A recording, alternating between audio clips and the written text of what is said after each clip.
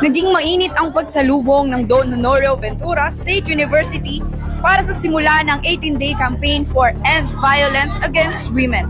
Pinangunahan nito ng University Student Council sa isang parada na ginanap sa extension lot ng DOVS 2. Kasama ang iba't ibang organisasyon at mga student leader para ipakita ang kanilang mga suporta upang makilahok sa paglaban sa karahasan sa mga kababaihan at kabataan.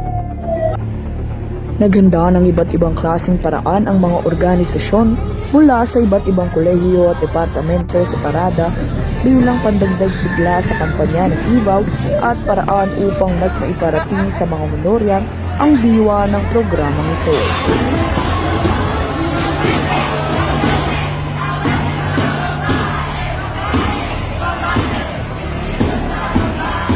Para sa akin, ang pagiging isang modelo ay dapat open tayo sa conversation about that.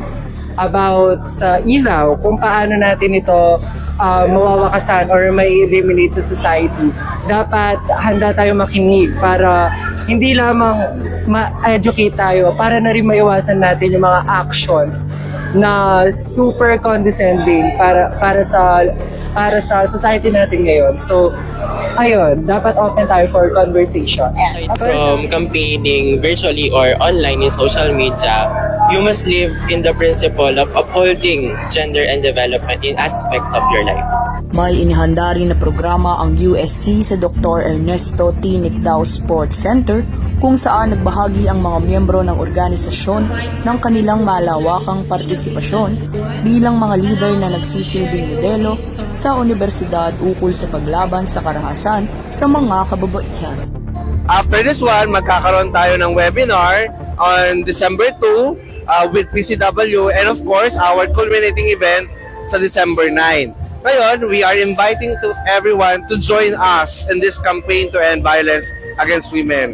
And we are very happy in GFPS office that the fire of ending this campaign is really heightened in our university. So it's time to end it.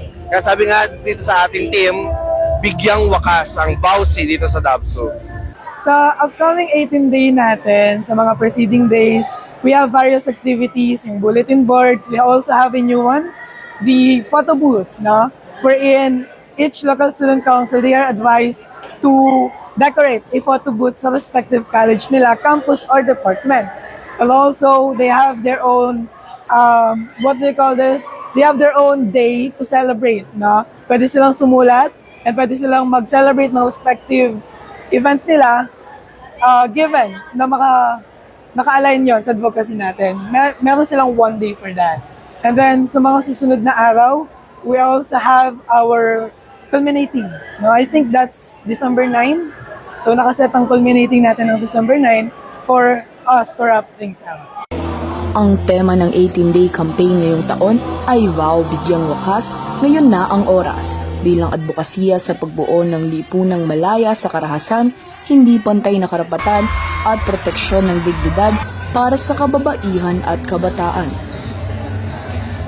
Mula sa Public Relations and Industry Linkages Office at para sa tapat at malayang pamamahayag, ako si SJ Filo, nag-uulat para sa Radyo Escolar.